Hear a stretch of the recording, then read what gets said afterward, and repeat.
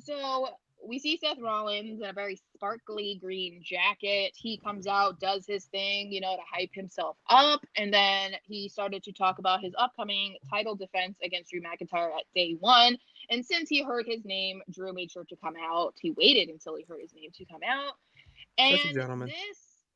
okay, this was a really good segment for Really good. both. But like, holy moly, Drew McIntyre. Can you give this guy a mic more often, please? Like, God, I'm not even- um, it's funny again because this is just like doubling down on the common sense aspect of him being a heel. Like I'm still sitting there and I'm like, people really listen to this and they're still mad and they still hate him. Like really. Um, yeah. so McIntyre just basically shares his struggles in recent years because obviously he's had to live in America and be away from his family in Scotland. And he's missed birthdays and weddings, and when a relative maybe they get sick or they pass away. He's mentioned, I think, his nephews and missing them growing up. And he mentioned his mom specifically, which was like, oh my gosh, that made me sad.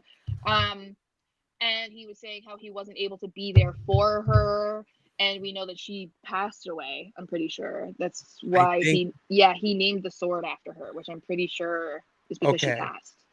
um Someone should fact check that before we spread yeah, something. yeah, I'm pretty sure. Allege. I'm almost positive, but I mean anyway. you too, but you moving on.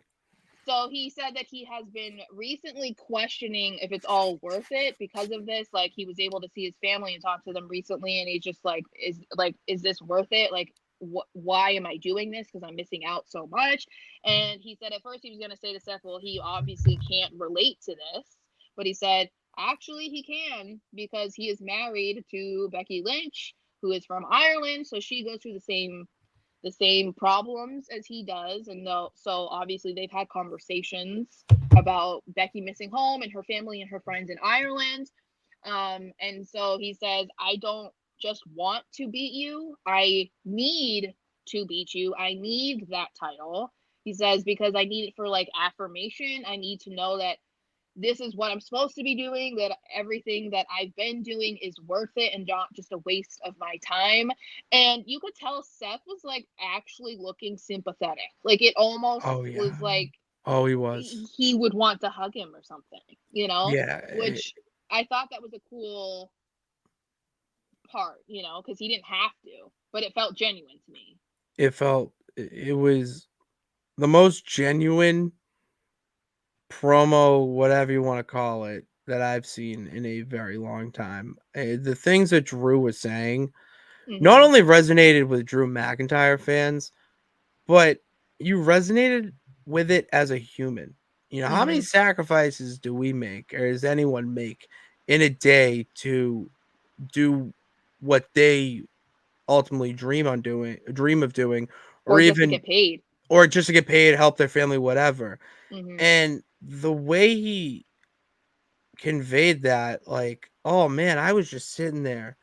I had some tears cover my eyes Yeah. because, like, you know, anything to live out your dream, you make sacrifices, and especially if family who want to see you live out that dream, you're gonna Hmm. miss some things. You're gonna miss some things, and they get it, but you don't think they get it, and you feel bad that you think they don't get it, but they do because they love you. And for him to get that through in a promo for their title match, I mean, goddamn, I don't care if you're a heel, face, whatever. Like, I can't boo you. Like, I I can't know. boo you after that. I'm the and dick if I boo you.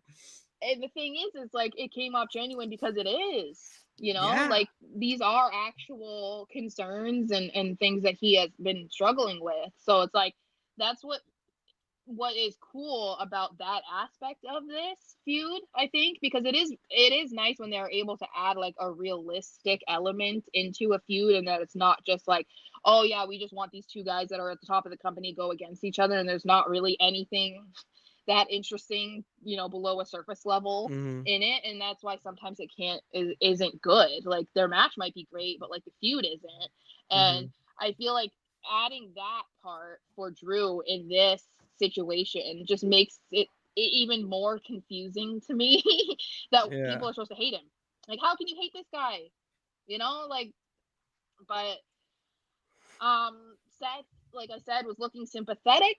But he did say that he admires Drew for all that he does, but he doesn't really know how to feel about him because he wants to take what he's saying to heart, but his actions don't line up with everything that he's been saying. Says that he needs to take responsibility for his actions. And he'll never be champion until he is able to like look in the mirror and right his wrongs and recognize that his actions are what is holding him back. That it's literally Drew McIntyre that is stopping Drew McIntyre from becoming champion. He says that last week he told Punk straight up, I hate you. And he said, you know what, Drew? I don't hate you. I pity you. And I was like, that's almost worse. That's so That much is worse. worse. That's so much worse. And I was like, that feels more like you're the dick in this You're the situation. heel. You're the Yeah, asshole. you're the bad guy here. Like, and I I love Seth, but I was like, Drew is just like pouring his heart out to you, and you're like, oh really? Well, you suck, dude. And it's like, okay. It's So Seth starts to walk away, but Drew's like, not so fast. And they get hit out of the ring, and then Drew hits him with an Alabama slam, dude, on the steel steps. And I was like, you know what? that was That smart. was a great way to end this segment. That was fantastic. I loved it. agree. I agree. A little This match is gonna detail be a there. banger. It's gonna be a banger, dude. It's gonna be an absolute banger. I mean, it's just one giant game of who's the asshole. I That's really know. what this is.